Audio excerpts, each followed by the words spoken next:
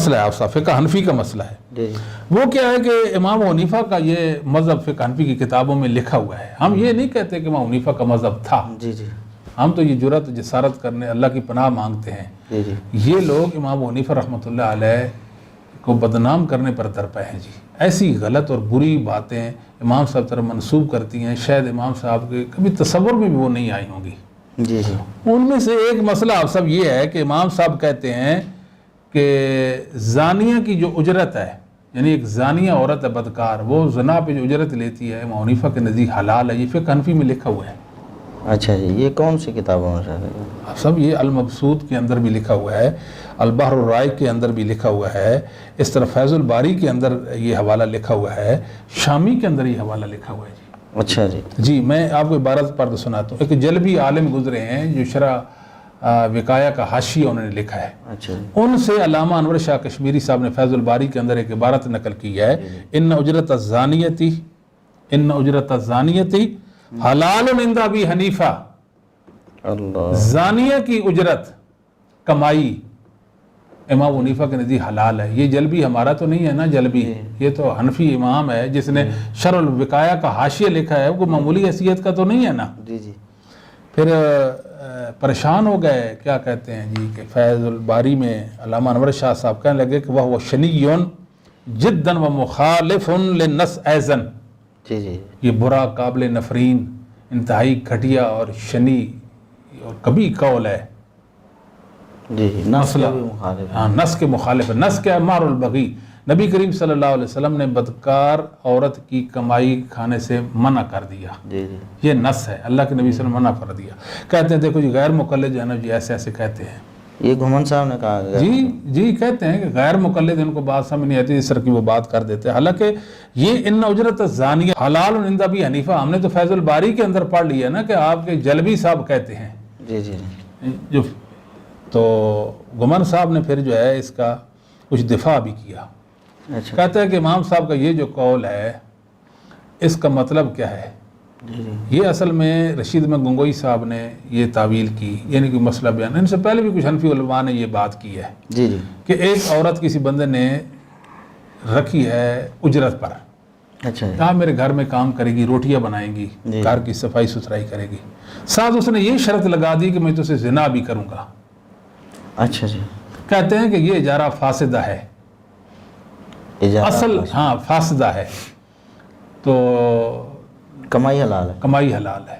ایک عورت کو رکھا ہے مزدوری کے لیے اور بعد میں شرط لگا دی زنا کی، یہ عورت مزدوری کی اور مزدوری کی وجہ سے پیسے لیے، ما اخذت الزانیہ، یہ جو عورت نے پیسے لیے ہیں نا، اور صورت یہ ہے کہ زنا کے ساتھ شرط بھی لگی ہوئی ہے، تو یہ پیسے حلال ہیں امام ابو حنیفہ کے ہاں۔ طے کر لیا ہے تم برتن دو گی، صفائی کرو گی، گھر کا کام کرو گی، تمہیں مہینے کے 5000 دیں گے، مجھے منظور ہے۔ بعد میں کہا میری شرط ہے کہ زنا بھی کرو گی۔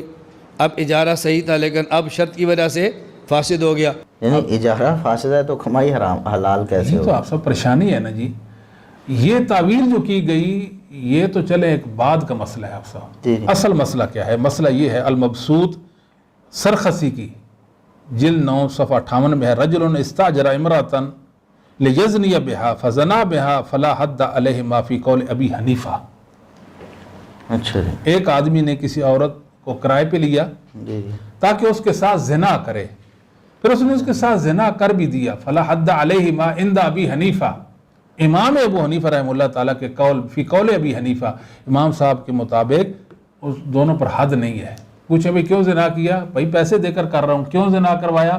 مجبور تھی، پیسے لیے ہیں۔ کہتے لا حد علیہما فی قول ابی حنیفہ۔ اللہ، یعنی امام صاحب کے نزدیک کس طرح کی، امام صاحب کی طرف کس طرح کی باتیں انہوں نے منسوب کر دی ہیں۔ وقال ابو یوسف و محمد و شافی علیہ ملحد، اچھا جی امام محمد، ابو یوسف اور شافی کہتے ہیں کہ اس پر حد ہے، لتحقق فعل الزنا فیہ منہما، کیونکہ زنا کا صدور ان سے ہو گیا نا، یہ بات ثابت ہو گئی انہوں نے زنا کیا، تو لہذا کیا ہوگا، ان پر حد ہوگی۔ اب اس کا کیا کریں جی؟ سوچنے کی بات ہے۔ اس طرح آپ سب فتاوی شامی میں یہ بات لکھی ہوئی ہے کہ ما اخذت الزانیۃ ان کان بعقد الاجارہ فحلال عند ابی حنیفہ، جی اگر اس نے کہا کہ ٹھیک ہے آپ مجھے پیسے دیں، میں آپ سے پیسے لیتی ہوں، مجھ سے زنا کریں، تو ابو حنیفہ کے نزدیک یہ حلال ہے۔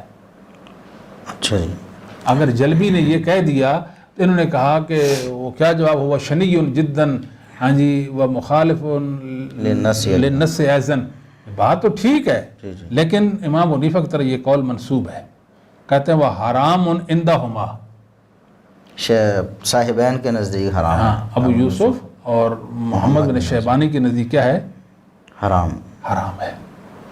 اس طرح کہتے ہیں کہ وَنِسْتَاجَرَهَا لِيَزْنِيَ بِهَا ثُمَّ آتَاهَا مَارَهَا او ما شرط لها لا بأس بأخذه، یہ تو پھر حنفی کا مسئلہ ہے جی۔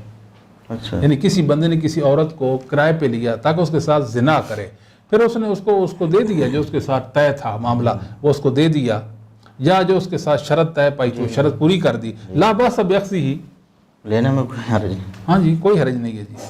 تو ہم حیران اس بات پہ ہیں کہ یہ مطلب کہ یہ زنا کے دروازے کھولنے والی بات ہے، بند کرنے والی بات نہیں ہے۔ امام صاحب کو بدنام کیا، غلط قول ان کی طرف منسوب کیے، اور پھر ان کا دفاع کرنے لگ گیا کہ نہیں ہمارے نزدیک تو ایسا نہیں ہے۔ یہ جو کہہ رہے ہیں سارے اِنَّ اُجْرَتَ الزِّنَا حلال عند ابی حنیفہ، یہ کون لوگ ہیں؟ یہ مقلدین ہیں، یہ بلا سوچیں نا جی۔ پھر آگے تعویل کر کے امام صاحب کا جو مذہب ہے اس کو مطلب کہ بچانے کی کوشش میں لگے ہوئے ہیں۔ اس کے علاوہ بھی کئی